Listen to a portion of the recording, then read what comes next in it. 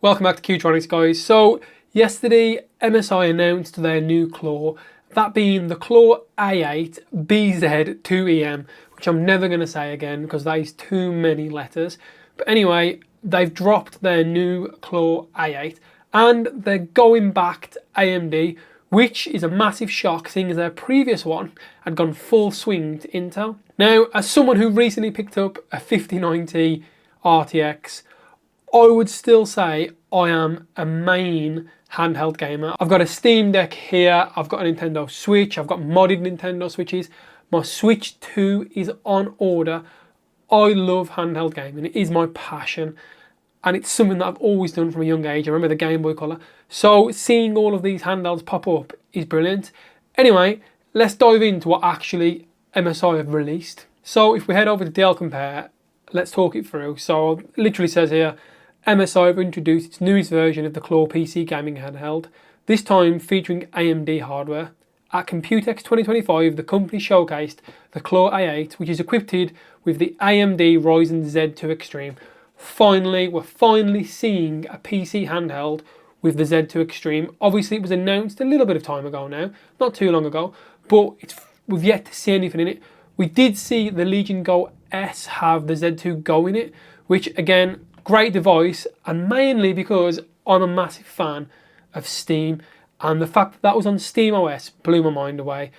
Although I would still argue the Steam Deck for me was better for what I wanted. The fact that Valve and Lenovo had gone out their way to make a combination where they worked on Steam OS is brilliant. And now MSI have returned to AMD. Could we be seeing something similar in the future for MSI? Could we finally see an MSI Claw S or whatever they want to go with, a Steam OS version? Anyway, let's actually talk through what was announced with the A8, because obviously the naming is now very confusing. We have the 8 AI Plus and then we have the A8. So let's actually go through what they did. So as already mentioned, it was a Z2 Extreme processor and it has an option of up to 24 gigs of RAM. Now, for me, I would have liked to have seen the 32 gig of RAM combination anyway. Is it needed at this point with the handhelds? Probably not, but you're never going to regret having more RAM, only less RAM. So it's good to see they've at least got a 24 in there. Obviously, the Switch 2 coming out soon only has 12 gigs of RAM, which I think is going to be its biggest limit. Obviously, Nintendo handle all the OS on there, so they can squeeze a little bit more out and developers target that hardware properly. But still, I think that 12 gigs of RAM is going to be a serious limit for it, especially after the Xbox Series S with its 10 gig of RAM had real issues. And obviously the Steam Deck is only sat on 16 gigs, so yeah, I think 16 gig is the bare minimum you need for anything now. But yeah, 24 gig at least is worth it. And obviously that brings this in line with the Asus ROG Ally X, which was using the Z1 Extreme. So this should basically blow that out of the water of that Z2 Extreme. So we head back over to the article. So it's going to be featuring an 8-inch full HD screen with 120 Hz refresh rate and comes with a 1TB M2 SSD. Essentially, it's the same screen as the one in the 8AI. It's a nice screen. It's only 500 nits of brightness, so again, it's an LCD. What do you expect from those? The OLED for the Steam Deck is only 1000 nits. I would love to see companies try and push toward these OLED screens with brighter screens, because at the end of the day, when you're playing handheld games, if you're outside or anywhere with glare, it's really going to hit you. So having a brighter screen would just make it better. Obviously, downside of that, battery life starts to get hit, so it's kind of a swings and roundabouts on it.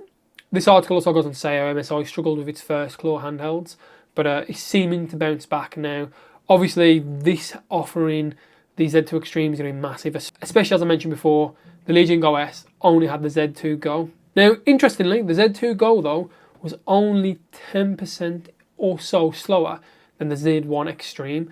So we're probably looking at the Z2 Extreme to be really good and much more efficient.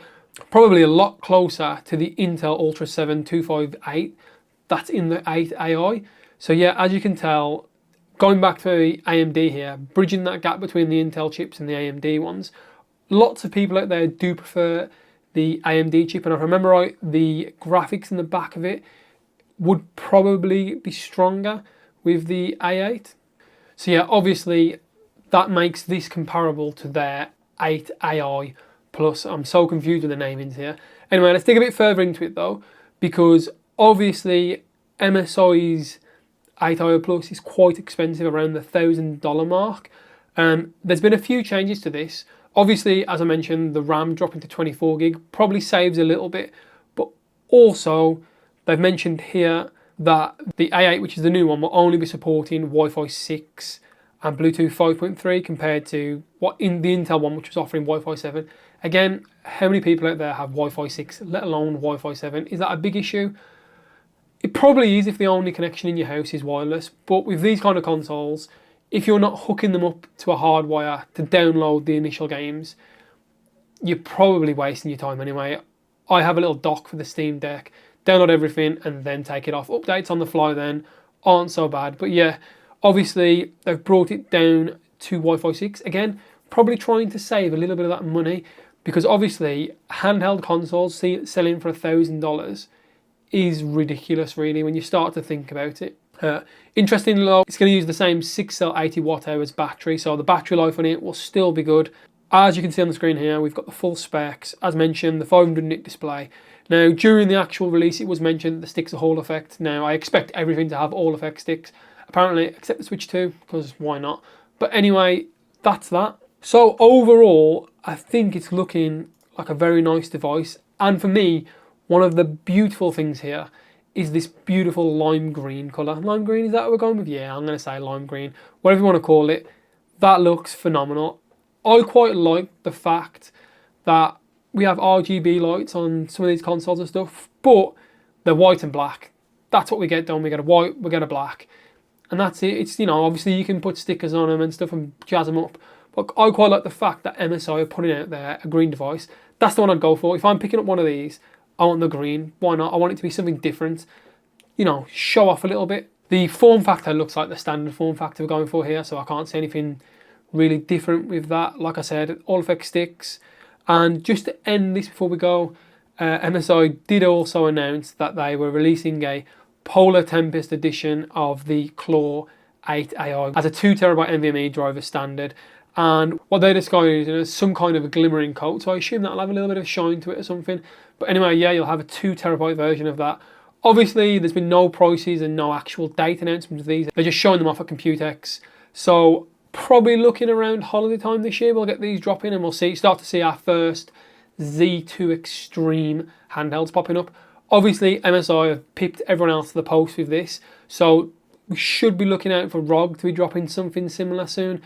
Obviously, the Lenovo Legion Go 2 was announced at the start of the year, so that will also have the Z2 Extreme. So yeah, as we get towards the end of this year now, we should start to see all of these big consoles. We should start to see all of the big handheld gaming consoles basically have that Z2 Extreme. What I still want is a new Steam Deck. Obviously, they've announced they won't do that anytime soon, but could we see MSI or one of the other competitors give us a Z2 Extreme SteamOS console? That would be the pinnacle. So yeah, if we get the Legion Go S2 or 2S or whatever you want to call it, that supports Steam, that'd be the one I'd be looking for. But anyway, there you go guys. There's the MSI news with their latest drops. Let me know in the comments if you're picking one of these up or if you're waiting out for something else when it comes to gaming handhelds. Nice one. I'll catch you later.